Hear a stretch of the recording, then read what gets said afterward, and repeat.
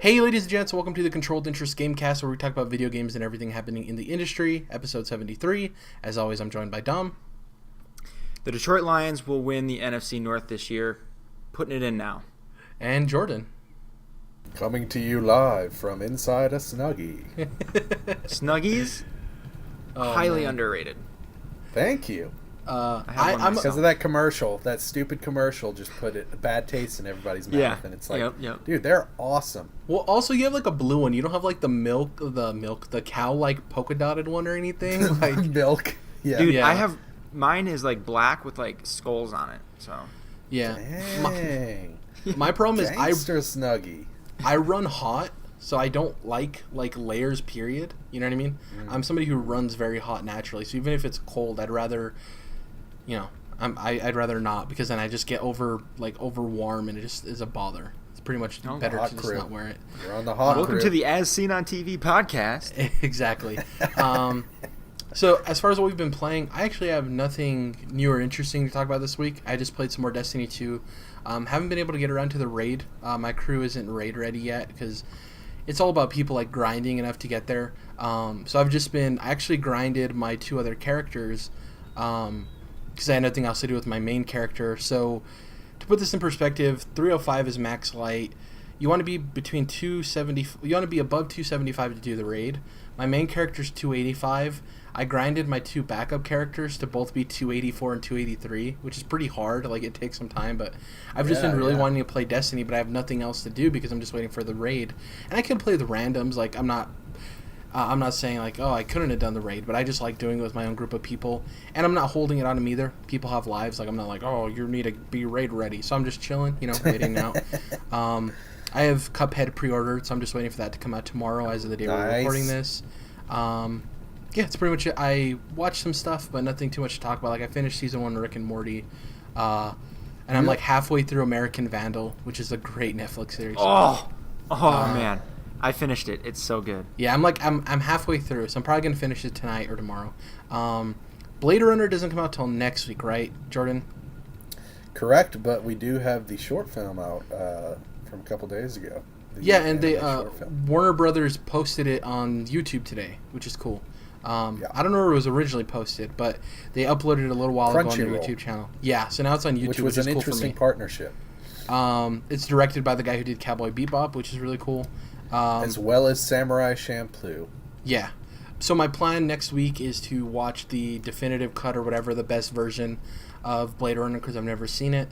Though I don't think it'll hold up, but that's just my opinion. I haven't seen it yet. And then. So I couldn't give you accurate information last week. It's the final cut that you want to watch. Okay. Which is basically like Ridley Scott's director's cut, because they did a director's cut in the 90s, but they didn't involve him at all, and so his director's cut is technically called the final cut. Okay. And it doesn't have, like, the theatrical cut has this like really weird monotonous noir style voiceover throughout from Harrison Ford, and like it cuts that out. It adds a couple different scenes, so to save you the Wikipedia reading, final cut is what you want to go with.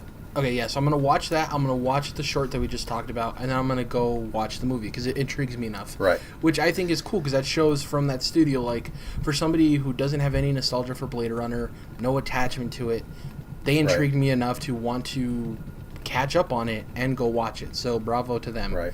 You got me to get my butt in the seat, so. If you're on YouTube watching that anime short, there's a couple of other ones. They did a short with Jared Leto and a short with Dave Bautista. I've seen that one. Dave Bautista. Yeah, so they've got 3 little shorts that kind of bridge the gap between the 2 movies, which I'm into that type of stuff, man. I'm all about that multimedia experience. Yeah, it gives them an excuse to put more stuff into the canon, which is cool. It's like, we have a new movie coming out. Let's kind of bridge the gap. Let's make some stuff in there where before they'd be like, well, we can make some stuff, but there's no point to. It kind of gives them a reason, which is cool. Which oddly enough, Blade Runner doesn't really have like comics or games, so it's weird, with it being such a revered property. That is the interesting thing, because even like something like Terminator, which I've never seen any of them and people love, I've just never had any interest in it. It seems very campy in the 80s.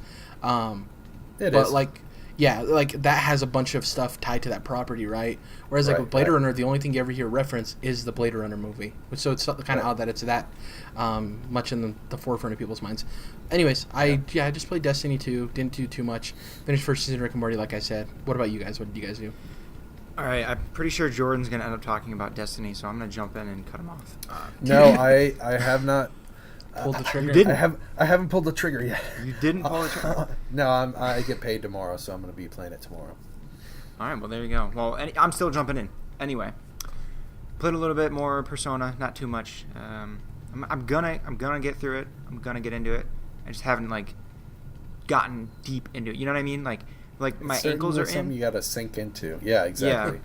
Right now my ankles are in, and like I can just feel like I just got to put a little bit more time in, and then I'm just gonna fall face first in. In the water. Exactly. Wade in the water, children now. Other than that, I played a whole ton of the standalone Dishonored, I don't know what they're calling it, game, non-full price game, Death of the Outsider. Yeah. So I mentioned it last week, but I hadn't really gotten any time into it. So since then, I put a whole bunch of time into it.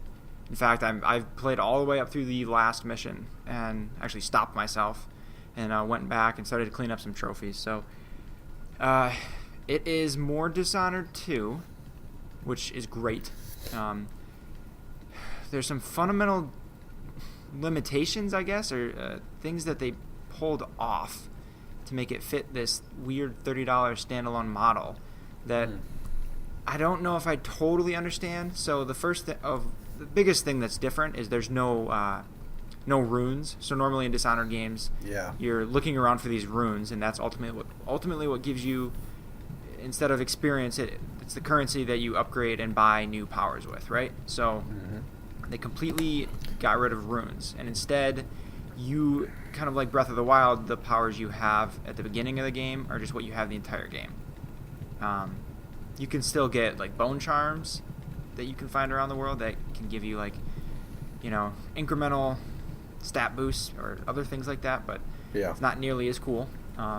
So you literally have the same 4 powers at the beginning to the end, which they are new, mostly, and they're pretty cool, but it's really limited, and so that means there's no progression, right? Like your character is the same at the beginning as it was at the end, as it will be at the end. So I get it. I mean, I know it's a half the price of a normal game, but it's just kind of a bummer, I guess.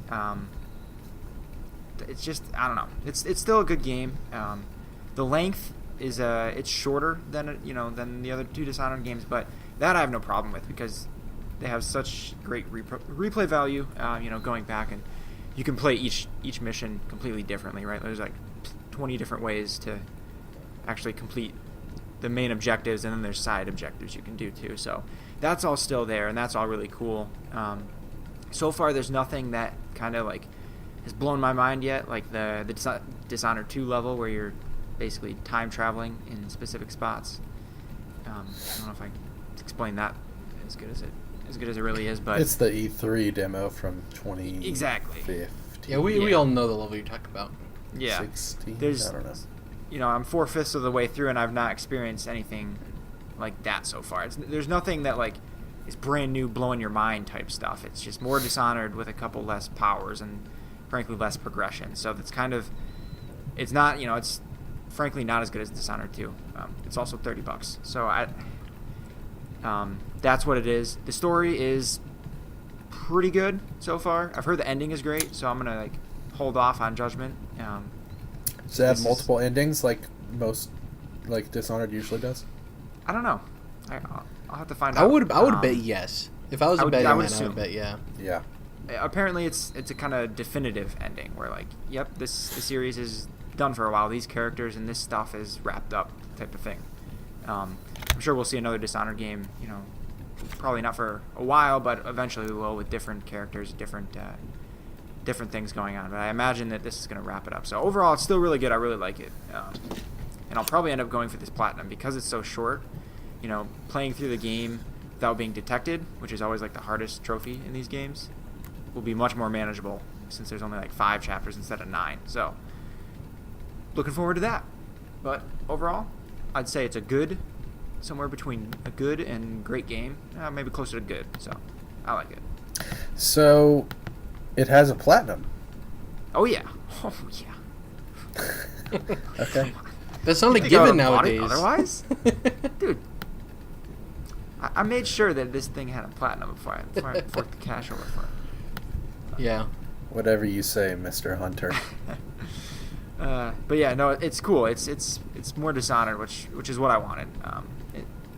It scratched an itch that I've had for a little while. So I hope soon we're sitting here and we're like, what? That game doesn't have a golden star? I really hope achievements come to the Nintendo Switch, some form, some kind. Yeah. Yeah. Don't It's hold like, your what? breath. That game doesn't have a golden star? I know, I'm not. Don't hold your breath, pal. Yeah, I don't expect anything. So, what about you, Jordan? I'm assuming the anime road keeps on trucking, right? It is still trucking. I go through phases, and this is longer than usual anime phases last for me, because it's usually long enough to get through a series or two. But yeah, it's been... I'm always watching, like I said, these long-ass shonen series. I've been watching Naruto for over a year now, so... and will be for probably years to come, especially with the sequel series now. But yeah, it's definitely sticking around, at least for the foreseeable future. I've been now in the middle of season 2 of My Hero Academia, which is finishing up right now, so luckily I'll be, I won't run out of episodes before the end of the season, and enjoying that. It's basically one giant tournament arc, I guess you could call it. Let's see, started a show last night that I've been pretty highly anticipating. You see, I'm kind of behind. I keep myself behind on anime because like I've talked about, I like to watch the dubs as opposed to the subbed Japanese version, and so I usually, unless it's like My Hero Academia where they're doing a simuldub, releasing it at the exact same time, then I have to wait. So I'm usually like a year behind on the biggest and baddest, newest series. So 91 Days is just coming around that time now. Time to get into it. And 91 Days is first of all a type of anime that I'm really fucking into, which is Prohibition era. So shows like Bakano. Bakano is really fucking dope. It's also set in the Prohibition. And then 91 Days is set in the Prohibition with, it's got all the good stuff that you would expect. It's got the gangsters, the mobsters. It's got the, the running alcohol up and down the East Coast. And the cool accents and all that, the garb, I guess I should say, that they're wearing is obviously reminiscent of the period, and I just love that fucking time period, man. The roaring 20s, as it were, I think is one of the coolest time periods in American history. So really enjoying that vibe, and it's basically about a kid who's trying to get revenge on a crime family for killing his family.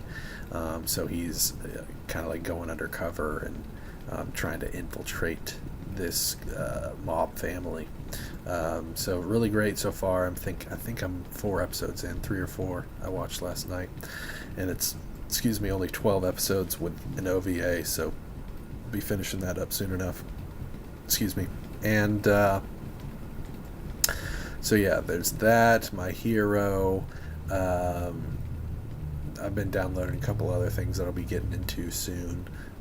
Been watching the other shonen series that are just kind of ongoing, that I've mentioned before. And then I also finished up the original Full Metal Alchemist, which is a totally classic series. It's one of the best of all time in my opinion, and a lot of people's opinion. Watched the movie as well. And one thing that I don't think I really grasped completely when I watched it originally in my freshman year of high school was that it's just devastating. It is so sad, some of the things. It's not just a sad, depressing series all the way through, but there are just parts of it and specific things that happen, events that just hit those characters, and they take it well, so maybe that's why I didn't notice it as much the first time. But when you really start to think about certain things that happen in that series, it's just absolutely devastating. And so props to that series, one, because it's great anime with a lot of great action and cool characters and a really cool world that they're in with all this alchemy going on, but also props to the emotional depth that it brings to the table. So I'll probably be watching the reimagining, I guess you could say. Basically, the Full Metal Alchemist Brotherhood is a sequel series in which they more closely adapt the manga, because the manga was not finished by the time that they were finishing up the original series. So they went back and did a new series where they stick closer to the manga. So I haven't ever seen that, so I won't be rewatching that. I'll be watching it for the first time, and definitely excited to start that soon enough. Besides that, been keeping up playing Pokemon Sun and Moon. Didn't get a chance to get around to Pokemon Silver yet, even though I did preload it. Obviously very excited about that. It's my favorite generation of Pokemon. And also started a little game called Xenoblade Chronicles on the 3DS, new 3DS exclusive that it is. I've played through probably not the first third, maybe like the first fifth or the first fourth of the game. Several years back, emulated it on Dolphin on my PC, which is the best place to play it because it's got the sharpest graphics. You can bump up the graphics a lot and have your controller of choice. That's in my opinion, obviously, but anyways, it's on new 3DS as an exclusive, and so I'm playing it on that version now, and it is visually certainly a downgrade, even from the Wii, but obviously from emulating it in high settings. So either way, I'm enjoying it. It's a cool game with it is kind of a return to form for typical JRPGs, so nothing there that's too far out of the ordinary for your JRPGs. I think you can kind of get the line, get the vibe that I'm talking about. With kind of just certain tropes, I guess you could say, but not in a bad way. I would say it's definitely a good thing, and it's a enjoyable romp through a JRPG world. And besides that, didn't really play anything else. Trying to think if I watched anything else. Well, Rick and Morty is actually coming to a close for the third season, and it is been such an interesting season. I guess I'll just go ahead and give that a little shout out since you brought it up, Jared. Like I was telling you when you were saying that you were getting back into it, I think it's just, man, like how far they've brought it. It's still fucking hilarious as always, but they've just gone so far out when it comes to some of the concepts that they're touching on, and some of the multiverse stuff that they're going into, some of the really deep sci-fi stuff that they're going into. It's really fucking cool. So yeah, I'm super excited for this season finale that's going to be on Sunday, because I think it's going to be, they basically had an episode that I think is going, they had an episode earlier in the season that was really impactful, really big, and I think they kind of went back to like the normal episodes for a couple, and now they're going to hopefully go back to that big stuff that happened and hopefully address that. So I think that's going to be really interesting if they do. And so yeah, just props to them for such an awesome season. Yeah, like I finished the first season, and there is an overall narrative that's going on that you learn about with the whole Morty Rick situation, which is really cool. Yeah. So yeah, I'm enjoying it. Can't wait to get to season 3, but taking my time, enjoying myself. As far as news goes, no rush. Yeah. As far as news goes, first bit of news comes by way of IGN. Rare studio head Craig Duncan basically states that returning to old franchises would be the worst thing for Rare to do. So basically in the interview, he says, I don't think it's okay to just go make the same game that people loved before, but with up-to-date graphics, audio, and all those things. Just making them again with whatever technology is available today, that's not Rare, Duncan said. I think what Rare is doing the kind of games that only Rare would do. Like no one else would go and make Sea of Thieves in the way we're making Sea of Thieves. I think unless you've got an absolutely killer, amazing idea for how you would bring maybe an existing IP or maybe one of those franchises and do something new with it from a gameplay paradigm or scenario or something that would actually be genuinely different and innovative, I don't think you just redo them. I think that would be the worst thing for Rare to do, honestly, he added. If I went and said to Rare, hey, go remake all of the stuff that was kind of successful at the time but make it up to date, I don't think it would be good. And I don't think it would be relevant. And I don't think people would really want it. I think they might think they do, but I don't think they would. So he's basically saying, like, you know, because everyone wants him to return to Conquer and Banjo-Kazooie and all these Rare classics. And he's basically saying, like, yeah, we would want to return to it if there was a reason to. You know, we're not just going to, you know, HDify them and stuff like that, which is fine to me. Like, I understand where he's coming from. I kind of just want them to focus on Sea of Thieves anyways. What do you guys think? I mean, the last thing he said, he's just flat out wrong, that people don't want it, even if they think they do. The most obvious proof is how well Crash Bandicoot just sold. Literally the same game, updated visuals, right? Maybe the controls are a little tighter, but that's literally nothing creative and new about that, and people wanted it. They wanted it bad. But yeah. I can definitely appreciate what he's saying, and I like the way he said it, that that's not what Rare should be doing, right? Yeah. So I can definitely appreciate that, and he's basically saying, like, yeah, well, they definitely could make a lot of money making some remakes, but he wants to do something new, because, I mean, that's admirable, I'd say. Wanting to be creative and giving people something new and different and innovative. That's cool. So yeah, but like he also said that, like, the Crash Bandicoot remakes weren't done by Naughty Dog. They were done by Vicarious Visions, you know.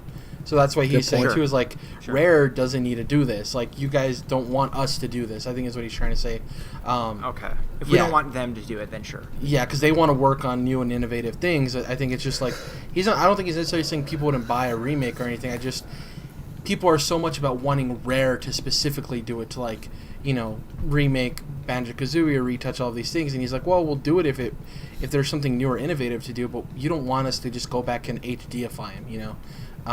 Yeah. Which is cool, because that means that if he is willing to express this publicly in an interview, they've probably had discussions with Microsoft about this, and that means that if Microsoft is HD remastering these old games, then, you know, that means that Rare wouldn't be doing it, somebody else would. And people keep making this thing saying that, like, oh, there's no point for these to happen anyways. The Rare Replay came out. The games that are in the Rare Replay aren't remade to the same stature that, like, the Crash Bandicoot collection or how Shadow of the Colossus are being remade. Those aren't one and the same, you know. Yeah. They're just like slight upgrades. I've played them. By the way, they're not even close. Where the hell is the Xbox version of Crash Bandicoot? Shouldn't we have that by now? No. The rumor is December, that they had a 6-month window or something like that. Okay. Yeah. The rumor is December. Coming. We get an announcement. Like, yeah. It has to. It's like, right? As soon as PSX ends, Activision's like, hey, Crash is coming to. That'd be a cool Game Awards announcement too, or something. I don't know. We'll figure it out. Apparently it's December. That's the rumor. Yeah, I don't think we have too much else to say about Rare, right? You guys want to move on to the next news story? Sure. Rare. The next news story, the Jordan story of the day. Oh, fuck. IGN wrote up a story. It's the 20th anniversary for Sucker Punch. We're still wondering where the hell their new game is. Whoop, whoop. And basically on the PlayStation blog, the company was looking back at their last 20 years, talking about all the games they've made, like their first title on N64, Rocket Robot. And during the conversation, one of the co-founders of Sucker Punch, Chris Zimmerman, talked about Infamous. And he stated that the game was actually originally going to be more like Animal Crossing. And he goes a little deeper. He states, at first we were building a superhero version of Animal Crossing.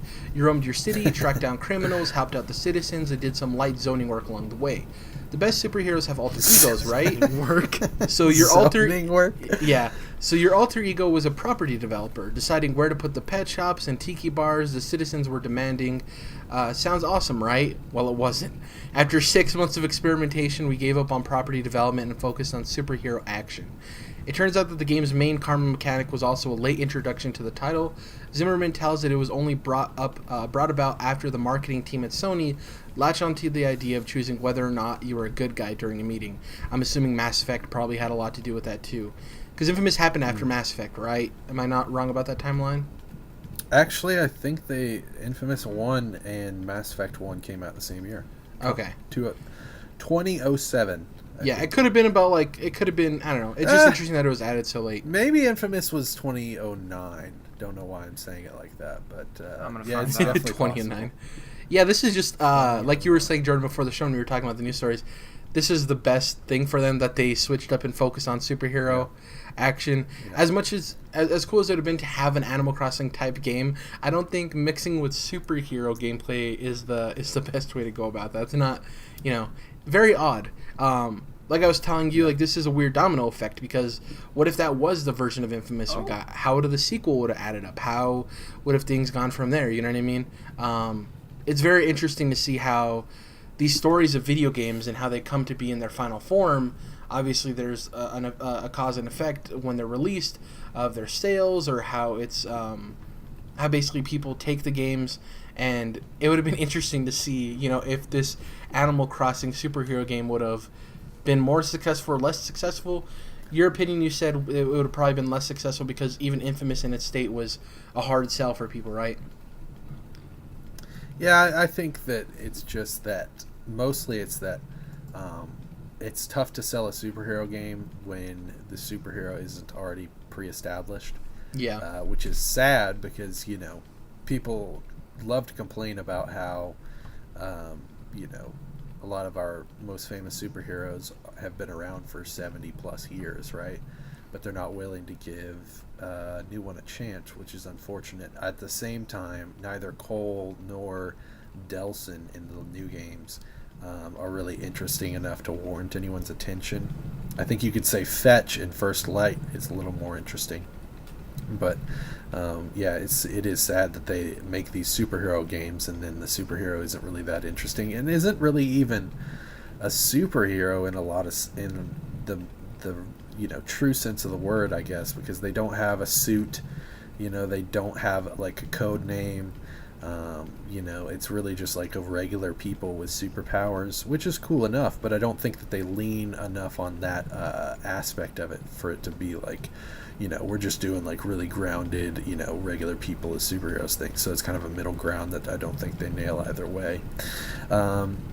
Also, I'd just like to go ahead and say, and I think, Dom, you'll agree with me, congratulations on 20 great years to Sony's best first-party studio. I think that, with the Sly Cooper series, I'm a gigantic fan of Sly Cooper. I fucking love those games.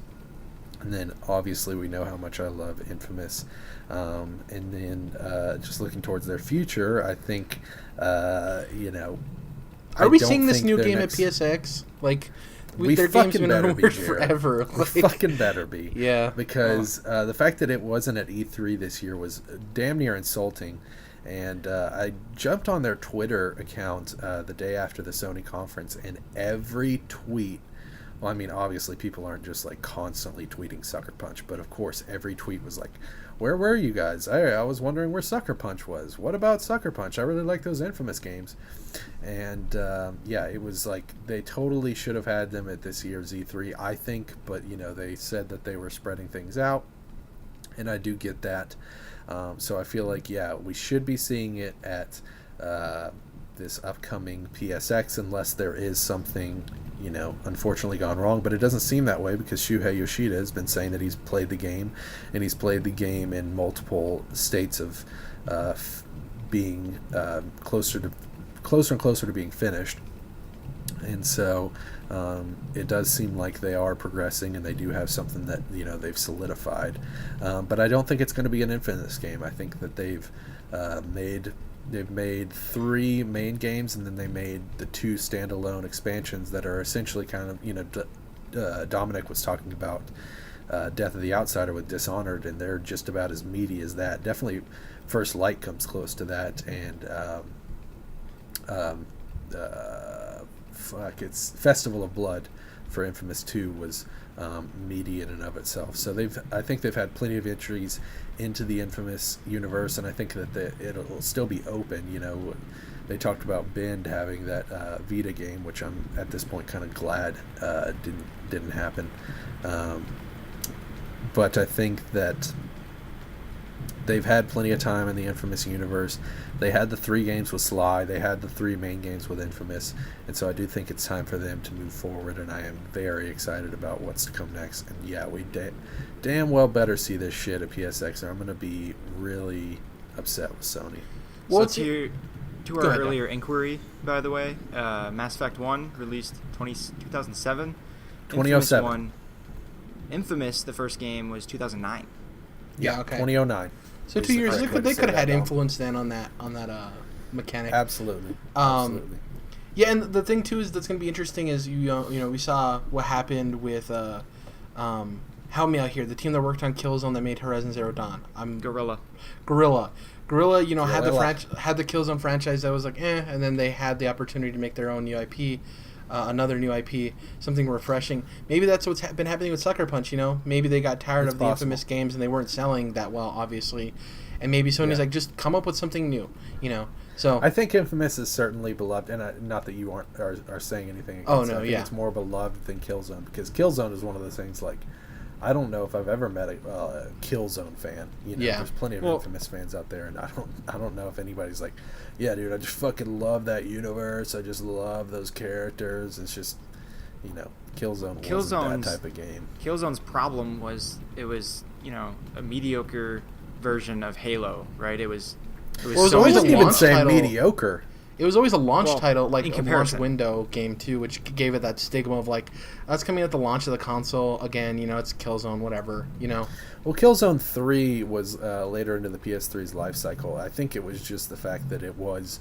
I don't think that it was necessarily mediocre. I think the shooting mechanics were actually pretty damn solid. I think it was that the look, the feel of it, the universe that it was set in, the characters, those were all mediocre. And it was that made it a watered down version. Even the of name Halo kind of was Killzone. Yeah, Killzones is not like super.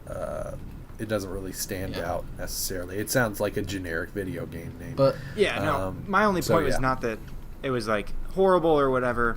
It was just not even that this is right, but the conversation that it was always brought up like, well, they have Killzone on PlayStation, which is just a worse Halo game.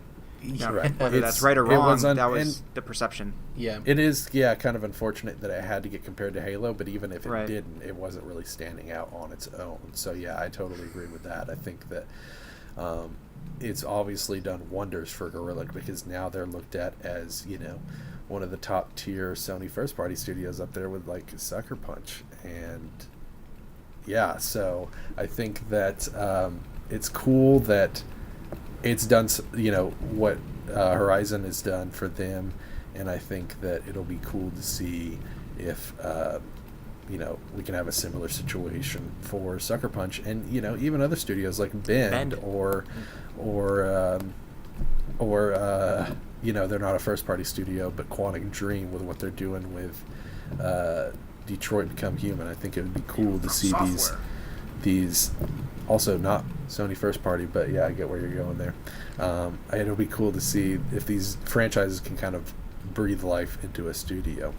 Or even into a franchise, like even Sony Santa Monica, even though it's not a new franchise, the new God of War is completely different than any of the previous iterations. You know? Clearly taking it in a new direction. Yeah. So, PSX just, you know, obviously, since you mentioned it, it's not anywhere really close to that time, but I think we're going to see that new Sucker Punch game, and I'm really hoping, Dom, that we get some Bloodborne 2, since we didn't get it at TGS. I'm hoping that Bloodborne is blown up so big that it's too big for TGS, you know, and so they're saving it for PSX. Well, the crazy thing is that if we finish the year without a From Software game, it's going to be the first time in 16 years that they didn't release a game in a year. I mean, I don't think they are. For 16 years, which is crazy. I think that they would have announced it if it was, you know. Yeah, exactly. I don't think they're going to shadow drop Bloodborne 2. There was like a 2 or 3 year gap between Dark Souls 1 and 2, I thought. But they released other games. They so weren't like what those were. Yeah, we could look at their history, but yeah, it was a statistic that was being dropped everywhere of like, well, if Bloodborne 2 isn't coming out this year, that means it'd be the first time in 16 years that From Software didn't release a game in a calendar year. Yeah, because they're very prolific, man. I mean, they have a lot of stuff going on besides just the Souls series or even Bloodborne, you know? Yeah. So the last news story here before we hop into our topic, which I was hoping this would be our topic, but, you know, I assumed that we weren't going to get a whole lot of news and information from this. Some people thought we were going to get the GTA 5 treatment. I personally think that that's what we're going to see at PSX. Remember when we got that GTA 5 trailer where it was the woman talking over the trailer and she introduced you playing as 3 characters and all this stuff? I think we're going to get that trailer at PSX. That seems closer to obviously the release date. This was just a 1.5-minute trailer actually introducing us to the new protagonist. People thought we were going to be taking the reins of Marston during his days with Dutch's gang. Turns out we're taking the reins of Arthur Morgan, who looks more like the classical cowboy. He has a lot more of that Clint Eastwood, the good, the bad, and the ugly kind of look to him. The chiseled, more non-bearded white guy kind of cowboy look. A lot like it reminds me of Indiana Jones too, especially with his hat. And he's actually in the Vanderlyn gang, Dutch's gang. We saw a couple of mechanics in there of like roping horses, nothing too crazy for a Red Dead game. Not a whole lot new, honestly. It's just that now we know that we're playing as Arthur Morgan, or at least he's shaped up in this trailer as being the protagonist. And no sign of John Marston, which my personal prediction is that this game will end. Something will happen to Arthur Morgan, good or bad. He disappears. And we'll see the introduction of Marston into Dutch's gang. Or at least that'll be like the final act. If you guys aren't familiar with the first Red Dead Redemption game, there's a point in the game, and I don't want to spoil it for people, even though it's a very old game. There's a point where you think that game's over with, and then there's an extended like hour and a half after that, which is the real end to the game. So we could see something like that too. Interesting. What did you guys think of the footage? We didn't get a whole lot of it, right?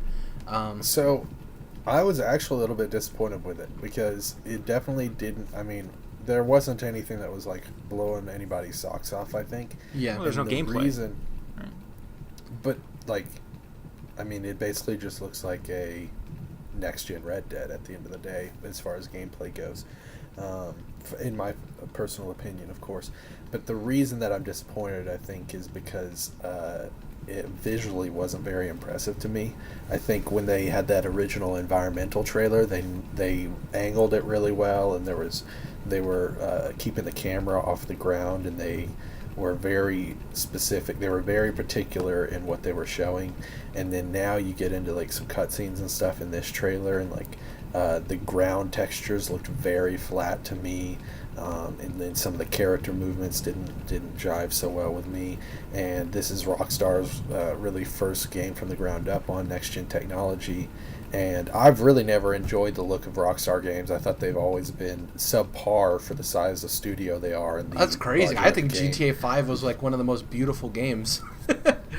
I mean, I just don't feel that way. Like, and I haven't played it, but being a gamer, I think I've certainly seen enough gameplay of that game to know that I just don't really think it looks all that great. Because I mean, they're decent looking games, so they don't look terrible, but they're some of the biggest budget games being made, and that's one of the biggest studios out there. So I think they are visually disappointing games for me, just because there's something to be said for how big the open world is. That's certainly an aspect of it, and you can't make every little piece of an open world that big look amazing. But I think it's timing too. I mean, think about even GTA 5 was really a last-gen game, so it's been a long time, and you've seen a lot better games visually, right.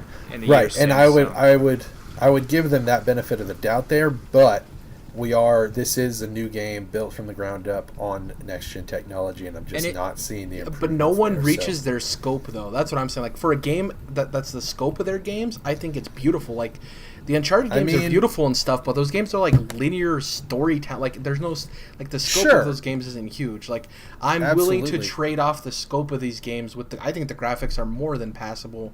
And I understand where you're coming from. Of like, this isn't necessarily what we expect, but for me, when I play a Rockstar game, the scope is the thing that's always most impressive to me. The amount of things I can do, the world detail, like everything that's happening in that world, and the graphics I think are far superior than anything that even comes close to a scope. Like, the only games that are even close to the scope of Rockstar games are Bethesda games, and Bethesda games are ugly. You know what I mean? Well, I think I love think Bethesda games, but the good example to put up against it would be The Witcher 3. I think that and obviously I'm a little bit Horizon isn't to the scope of a Rockstar game. I have to disagree there.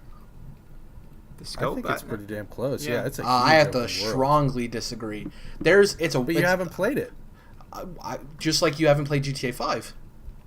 No, but I can understand that, like I can understand that the visual. I'm not talking about the scope of the game. I'm talking about the visual side of it. And so that's why I'm saying. The world is big, but I'm talking about you can't get a feeling for the scope of a game unless you're actually playing it. I think is what I'm trying to say. Well, yeah, but even when you see the gameplay, you can look at gameplay and watch cutscenes, and you're really getting. I mean, like, what's the difference in me going on YouTube and watching GTA cutscenes versus you playing it in game? I mean, yeah, the bit rate may not be there, but I think that I can accurately judge. Yeah, I'm just saying, you really don't get a feeling for the scope unless you're there. With the, I guess it's not so much scope, but it's like level of detail. I think the amount of things happening in the world in a Rockstar game vastly outnumber that happen in Horizon Zero Dawn. Maybe I would say that's borderline, but at least The Witcher 3, you got to admit that that's like definitely on the scope. It's one of the biggest. Oh games yeah, ever I'm not disagreeing with The Witcher 3, but I think it looks Jared, better. You're right in terms of like NPCs and stuff. There wasn't as much going on with Horizon. There's lots of obviously dinosaurs.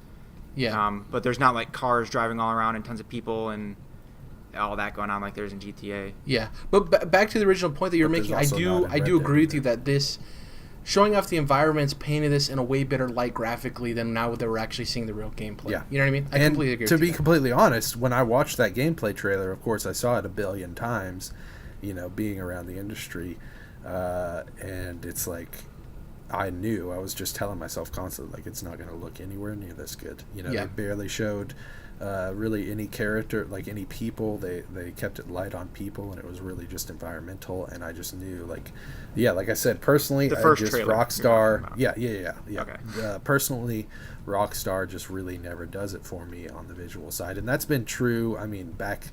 We're talking like Bully, I was thinking the same thing. I was like, damn, like these are big budget games and they're just not getting the job done. Well, I don't think Bully was a big budget game. The GTA games, I don't think Bully was a big budget game. Obviously, it's not as big as GTA, but I think, you compare Bully to like a small budget game. Bully's not a small budget game by any stretch of the imagination. No, but I wouldn't say it's like the it's GTA made by a scale. AAA. Yeah. It's made by a AAA studio, I guess is the best way to put it. See, Jordan, I think the Rockstar games look really good.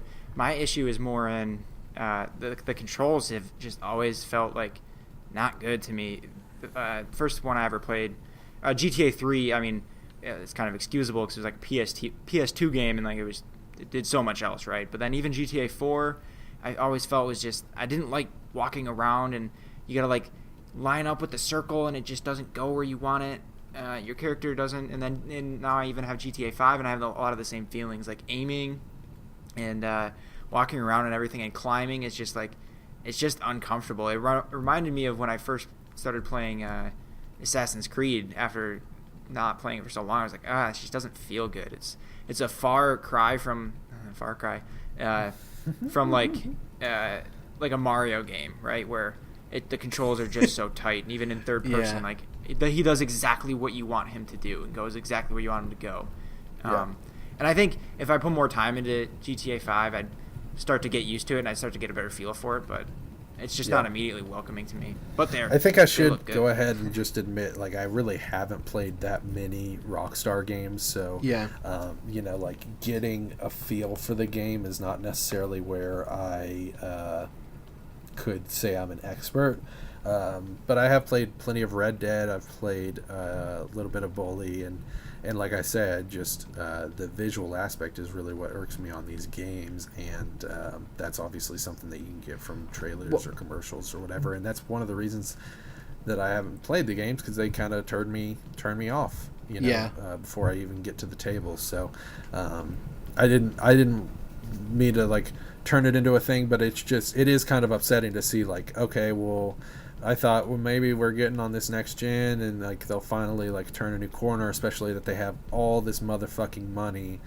That's the thing is like think about how beautiful The Witcher 3 is on CD Projekt's budget, and then think about how much fucking money they have from GTA Online. It's like really you couldn't have like bumped up the graphics a little bit. You couldn't have made the facial textures a little tighter.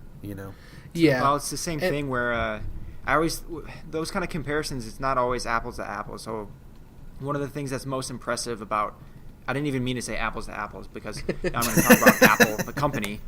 One of the things they do best is their R&D budget is really, really small compared to Microsoft and Google, yet they get out way more of it, right? So it's not just about like the mass of money you're spending. Yeah. It's about how much you're getting out of it, right? You also don't need to put... You don't really need to put a whole lot of money into R&D if you're using stuff that came out in other phones a couple of years ago and you're implementing it as a new feature, right? Yeah, Apple's definitely not somebody who's, for the most part, their features are not changing the industry. Going to your point though, Jordan. So I'm gonna make something clear because I'm coming off as like maybe not, but like I'm coming off as kind of like a Rockstar fanboy, which I'm not. No, I think you're just coming off as somebody who's like, hey, I think that they have, you're defending their validity. I think is the best way. And so the way I'm going to put it is, so GTA 5 is the first GTA game that I actually finished start to end, like the story mode. I've never really liked the GTA games, and I'm not somebody that's against the storytelling they're having. I agree with you. A lot of their games are ugly. I don't really think it's weird because I think for Bethesda it's more passable because Bethesda plays in a realm of fantasy and sci-fi, whereas GTA goes for realism. So that's like you're kind of pushing against yourself at that point. You know what I mean? Right. And yeah, so I've never really liked any of the other GTAs. I liked Red Dead a lot, and I do agree with you that like these aren't the graphics you're seeing from like Forza or Horizon or all of these games. They're not up to that snuff.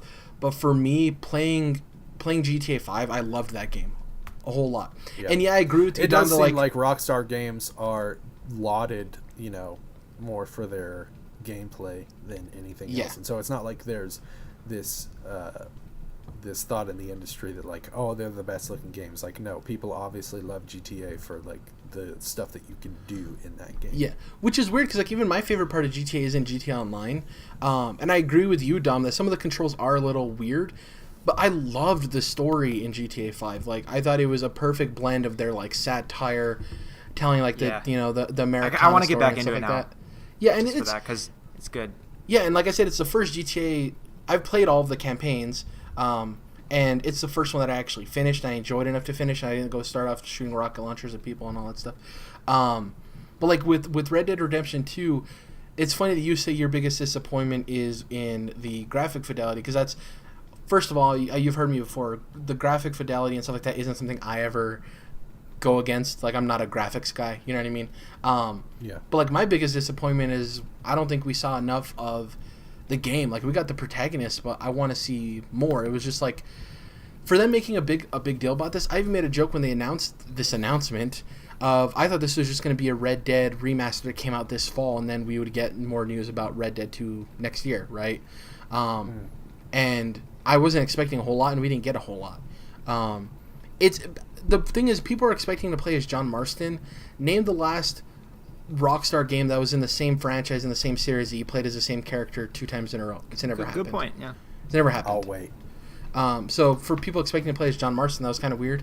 So I do think, to your point, Jared, that they could have had that environmental trailer from last year, or whenever we got it. And then this trailer, it's like you could have just started with the environments, put them together, started with the environments, and then the second half of the trailer is introducing the character, and it still would have only been like a 3-minute trailer. Yeah. So we just talked a lot about what we saw in the trailer. What about what we didn't see? A release date. It's spring. I think what do you think? I think it's still coming out in spring. I don't think they pushed it to the fall. Just saying if this means anything different. I'm still thinking like March, April. So they have a marketing deal with PlayStation, right? I think maybe PlayStation was talking to them of like, hey, we would love to have the release date announced at PSX. That would create buzz, you know? I can see them waiting for PSX to announce the actual release date. That's what I think, really. It's still like far enough out. It's still technically September, so there's months and months between now and when that game's probably coming. Yeah, and the last thing I want is for this game to be delayed. Because unless Anthem gets delayed, which I'm assuming it might get delayed, because then Anthem moves out of fall 2018 into spring 2019, and then we have Red Dead 2 for fall 2018. But plus all of the Sony first parties too that are going to be in the fall. I think it'll be spring. Yeah, it's crazy, like how much hype Anthem had coming out of E3, and I forgot all about it because no one will shut the hell up about Destiny right now. Destiny was like, it saw Anthem come out, and then it was like, all right, hold my beer. Well, yeah, because it's not out. It's out now. And you know how the industry works. It's like everybody's on that Destiny crack. They're like, oh, it's out now. Yeah. But it's going to be interesting once all this DLC starts coming out for Destiny. The first one's in December. Destiny has a roadmap, right? And it's going to be interesting to see how far that roadmap goes, where it touches with the release of Anthem, because you might come at the point where people are already getting tired of Destiny 2. Here comes Anthem about to release. It blows them out of the water. It might not. It might be worse. I'm not saying it will, but I'm saying at if that point, it does. Destiny 2 will be pretty much done. Yeah, it won't stand a chance against Anthem. But that's where Activision's going to have their whatever they're doing with Call of Duty to compete with Anthem that year, right, or whatever. Yeah, they have to do something, because just playing Call of Duty again isn't going to hold a candle. And the thing is so I talked to you guys last week in detail about why I like Destiny 2 over Destiny 1 and all the improvements they made. Obviously, games don't release in a vacuum. If Anthem would have come out, and just, for instance, say Anthem comes out and it blows everybody out of the water, it's crazy, it does all these things that Destiny didn't do, they listened to the Destiny community when they were developing Anthem, all this stuff, right? I don't think Destiny 3 doing the improvements to Destiny 2 that Destiny 2 did to Destiny 1, I don't think that game could contend with an Anthem that would blow people out of the water. You understand what I'm trying to say? I don't think the jump they made from 1 to 2 to 2 to 3, I don't think that would be enough of a jump to contend with a game that would come out and be solid. Obviously, we don't know if Anthem's going to be good or not. I'm just saying, if it happens to come out and be great. But it's a BioWare game, Jared. How could it be that bad? Yeah, well, now that they have their saying about Mass Effect. Yeah, well, that's what I was saying too, and we didn't know the behind the scenes stuff, and I still will argue that I don't think Mass Effect Andromeda, I'm still playing it here and there, and I don't think that's as bad of a game as it gets the shit on for. Obviously it's not a 9 or a 10, but man, people shit on the game way too much. I think it's still a quality game. If it didn't have the BioWare name on it, people would probably be a lot more positive. Oh, yeah, 100%. My thing with Anthem, I just want to say real quick, I'm not convinced that it's as much like Destiny as everyone thinks it is. Yeah, I do too, because when BioWare's kind of tackled other genres that have been popular, even when they had KOTOR, right, with RPGs, right, people kind of had this idea of what an RPG could be and stuff like that, and KOTOR is kind of the thing that jumped off this idea of being good or bad, making your path, right, to a mass audience. Somebody probably did it on PC and no one played it. But BioWare takes an already established genre and does the right things with it, but does tweaks to it as well. And I agree with you that I think Anthem might have a lot of roots in Destiny, but I do think they'll try some very interesting and imagine if they took some of the concepts from Evolve. Imagine going out with your fire team and going to this random open area, and it's not a mission or anything. There's this wild beast you could hunt. That would be cool. Yeah. Because one of the biggest disappointments, like Dom touched on last week, is that the reason Evolve failed is because you needed to have people to talk to that you had a plan going in, and you can't do that in random matchmaking. But in a game like Destiny, which Anthem seems to be, where you're with your fire team, you can designate a plan to go off on these just random wild hunts. I think that's cool. If that happens to be the case, if they do these new and interesting things that BioWare can do, like you pointed out. I love a good wild hunt, Jared. Exactly. I was hoping you'd catch up on that. Yep. Throwing those those podcast Easter eggs. New term coined here first. The last bit of news is actually a bit of sad news. There were some big layoffs this week in the world of gaming. One of them, actually both of them, I don't think are super surprising based on the reason that they happened. Chinese Room, who I haven't played any of their games, but they are games that I want to play. Everybody's gone to the Rapture, and Did they made Dear Amnesia Esther 2. as well, right? I'm not sure if it was them or like people that worked there had done that earlier. I don't know. But I do know that they made Amnesia 2 and Everybody's Gone to the Rapture. I've only played Everybody's Gone to the Rapture out of those two, even though Amnesia Collection is on PS Plus for October. So I actually just bought that game. But anyways, Everybody's Gone to the Rapture is... I think a great walking simulator. I really enjoyed the story, and I really like. I guess it's kind of sci-fi, like light sci-fi, where you walk into this town. Well, I'm not spoiling you. You walk in. The premise of the game is that you walk. Oh no! If It's you're a thinking walking like simulator? there's a spaceship Wounded. that comes down at the end or something. I don't mean that as far as sci-fi. I just mean like you walk into this little UK town, and you're like seeing these light silhouettes of the people that had lived there, and them telling their stories through that. So I guess it's like them being raptured. I guess it's not necessarily sci-fi. I don't know. I hope why it's I not said a that. big narrative disappointment like Gone Home was. I've played Dear Esther. I like that game a lot, Wait. which is argued to be the first walking sim. Dom, why did you say that Dear Esther or Gone Home is such a narrative disappointment? I think we talked about it a while back, and I don't want to get into it without blowing the whole game up, but I don't know. I just didn't like the ending at all. I thought it was a big slap. Like, oh, okay, that's what's going on. I don't want to get into it. Okay. All right. Drops the bomb and Yeah. runs away. What I just did. So the entire studio is laid off except for 3 people. Creative designer, Which they were already pretty damn small to begin with. exactly. Creative director Dan Pinchek, composer Jessica Curry, and lead designer Andrew Crawshaw. There was a health scare that happened to Dan Pinchek, as well as they've been in some financial issues of not being able to. They're living like month to month, having trouble paying everybody. So they said they're not over, they're not finished. They're just gonna become a smaller team for now. It seems like they had some projects in development that maybe didn't get funding. Maybe they're anticipating funding and they didn't get it. So that's unfortunate. And the other big round of layoffs, 30 people got laid off from Volition. Seems like a lot of them are getting a lot of help from the industry in terms of finding jobs. Volition, the studio behind Agents of Mayhem, laid off over 30 people this week, including general manager Dan Kermack, the general manager, which is pretty huge. The studio previously had around 200 employees. These layoffs come 1 month after the release of Agents of Mayhem, an action game set in the same world as Volition's Saints Row series. Sources say that Deep Silver, the publisher and parent company of Volition, was unhappy with Agents of Mayhem's sales. Although video game publishers do not publicly share their sales data, UK sales charts painted a bleak picture for the game. Deep Silver did not return a request for comment. Who's that story from? This is from Kotaku, by the way. This is from Jason Schreier, everybody's boy. And this is not surprising, honestly. The layoffs suck, but the sales around Agents of Mayhem, when this game was announced earlier this year, I was on this podcast saying it looked generic, and I don't think it was going to do well. It did. Yeah, it did, and the humor didn't seem like it was it would seem like video game humor from several years ago, like exactly goofy nerd humor, and it's like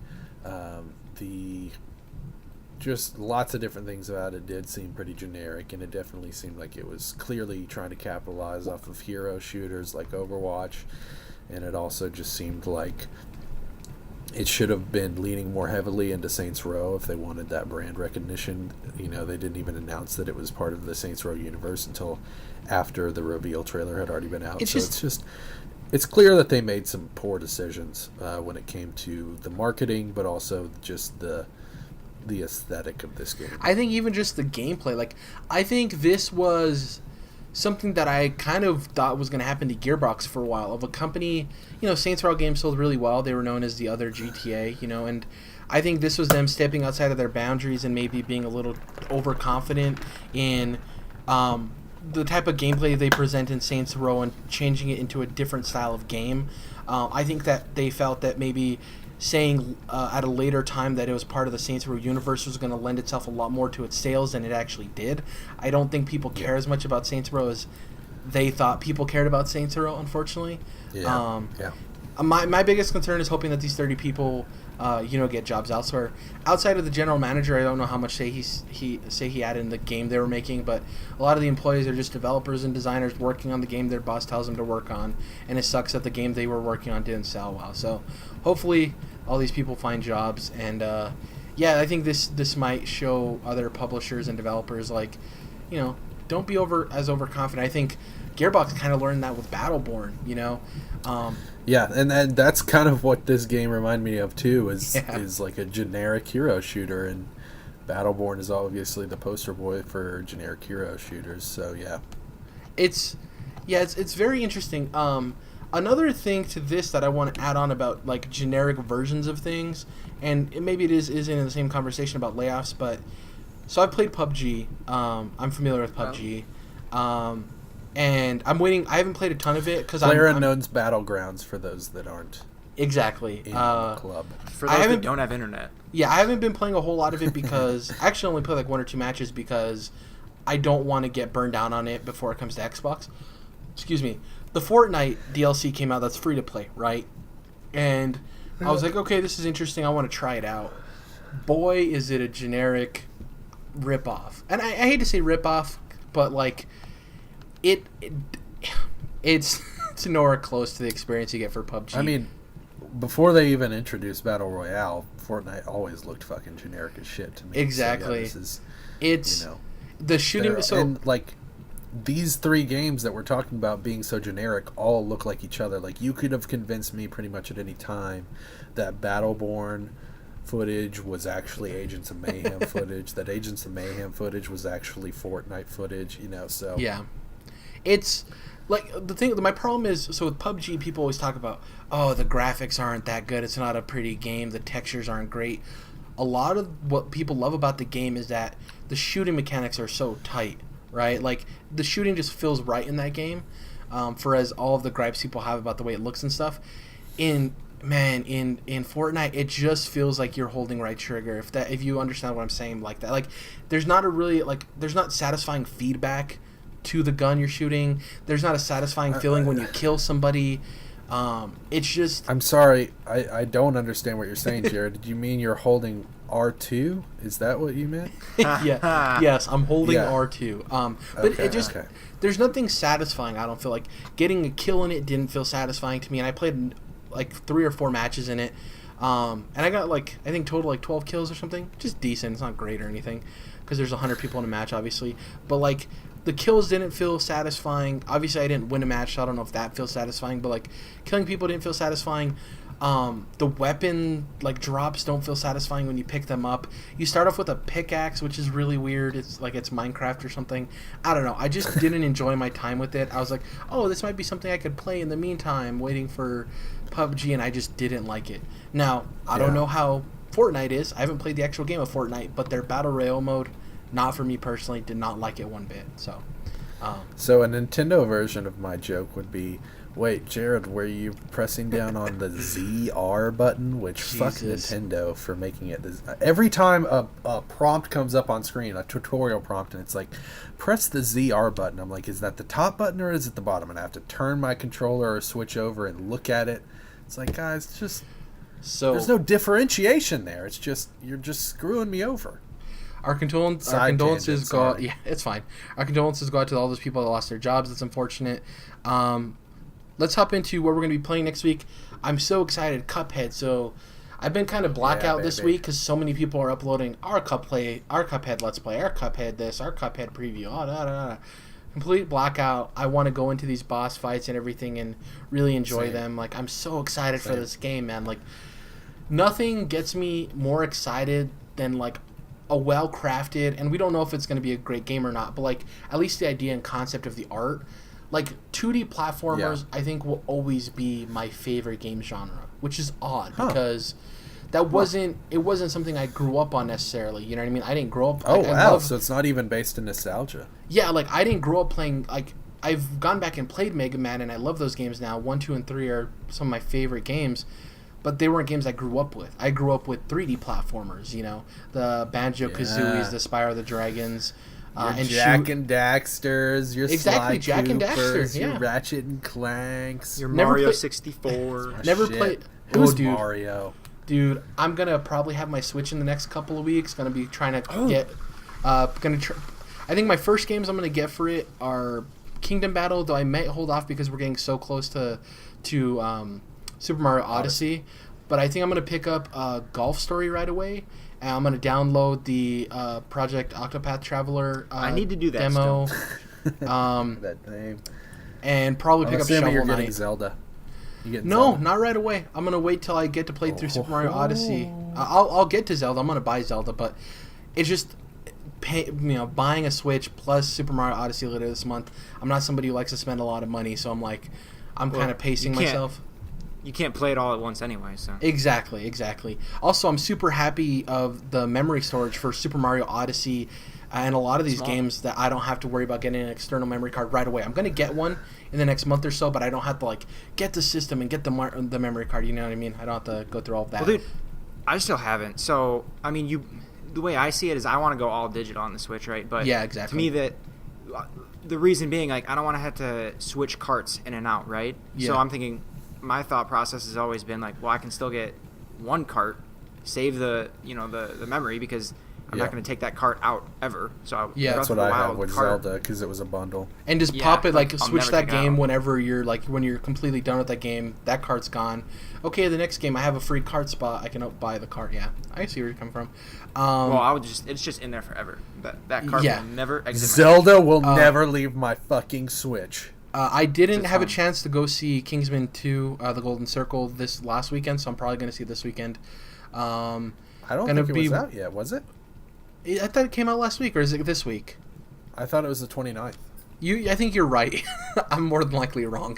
Yeah, none of us had a chance to see it, you fuck. Yeah, exactly. So I wasn't wrong in saying I didn't have a chance to see it last weekend, technically.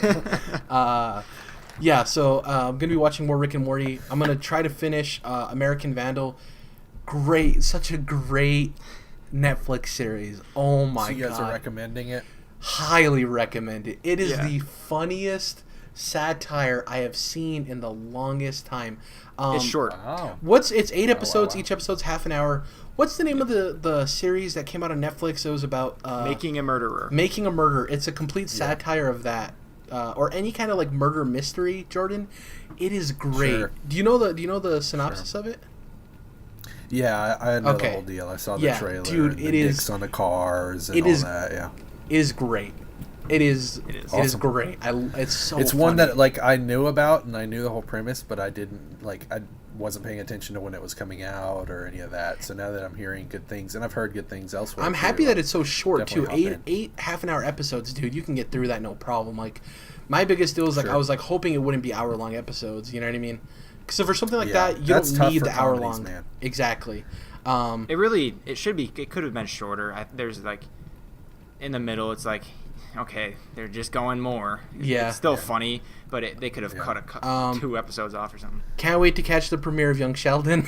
I'm just kidding. I hate that show. Oh my! Okay, I'm just scared the hell out of me. I'm just kidding. I have a whole tangent I can go on about Big Bang Theory and how it's intelligent popcorn for the dumbest of people. They hear smart words and they start laughing. Half of the jokes in that show, or 90% of the jokes, are just people saying 3 or 4 syllable words and people laughing. It's not even funny. Well, it's also just nerd exploitation, which is something that's become real big here in the last 10 it's years. Just and people are watching he said something I didn't understand. Ha ha ha. It's I have a whole thing I can go on about that. Anyways, gonna finish Rick and Morty, or watch Rick and Morty. I'm not gonna finish it, obviously. Gonna try to finish American Vandal, Destiny, Cuphead, and because I'm in this rut where I'm not gonna be there's no need for me to play Destiny until we're raid ready. I think I'm finally gonna get around to Tacoma for sure, Jordan. Tacoma. Also, episode 2 of Batman I didn't get a chance to play. So or does it come out tomorrow? Funny you say that because you just did this twice.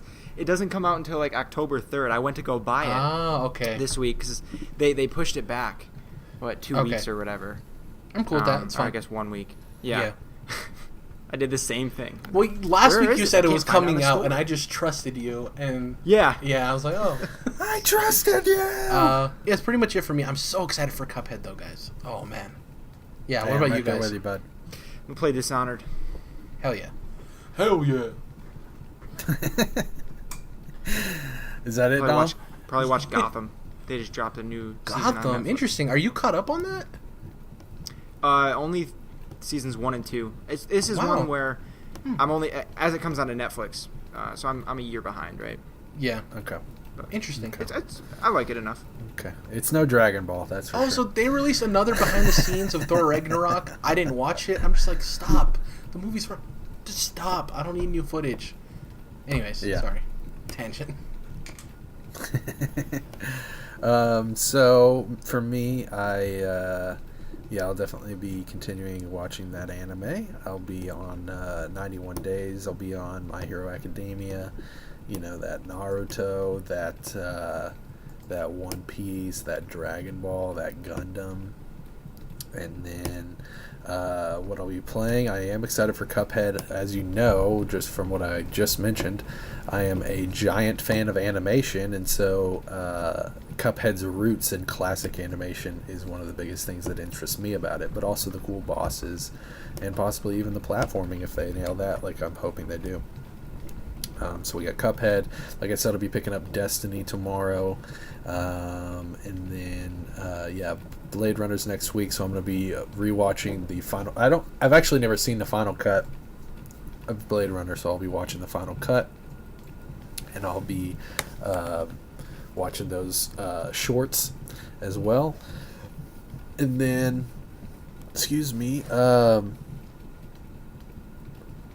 as I've been mentioning recently, all types of different awesome TV shows going on right now, since we're in the middle of that fall season.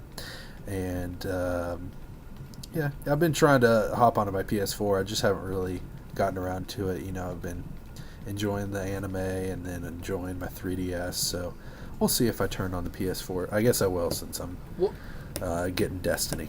Quick question. Besides Destiny, what's the next, new game and Cuphead, I guess? Odyssey. Yeah. But Odyssey's the next Wolfenstein. new game you're buying? Yeah, me too. Definitely Odyssey. Well, Wolfenstein I'm going to wait on. I'm waiting on Wolfenstein for the Switch version, and I am obviously going to get both Mario and Assassin's Creed on October 27th. Besides that, there is... Let me think. Because I'm looking at it, Shadow of War isn't a day one for me. I think I'm going to wait a while to get that. That's a day one for me. I love... love Lord of the Rings, and then love the gameplay of that. So that was the game I was thinking of. Yes. If I wasn't getting a Switch now, I would be picking it up. It's just like I've said before. So yeah, Shadows of War, Evil Within 2 is a game I want to get, but I don't think I'll get day one. That'll be depend for me. Origins is an interesting game for me too. I think I'll get that by the end of the year. I don't know when. Did you hear about the whole educational thing that they're adding? There's going to be an educational mode for the game. It's really cool. Very, very cool. Something that I feel like, more games should have. Yep. And Odyssey, of course, is a day one, 100%. It's pretty much it for episode 73. Go ahead, Dom. The last thing on that upcoming list that we're excited about, Battlefront 2. Dropped a new long trailer. Oh, man. I completely forgot that game existed until you just brought it up. Yeah, I'm basically doing that on purpose, like pushing it out of my mind, and then it'll pop up in November. Thank you guys for listening. Please follow us on Twitter at CTRLINT, or individually, I'm at Jared_, Dom is at Dom's Oreos, and Jordan is at Malamotus. Also, if you can please leave us a like and rate us on iTunes and follow us there, that'd be great, as well as subscribing on YouTube. Even if you don't watch the YouTube video, it definitely helps us out. And we'll catch you guys in episode 74, where we'll probably talk about Cuphead and some other stuff. So, catch you guys next week. Bye. God. When does Kirby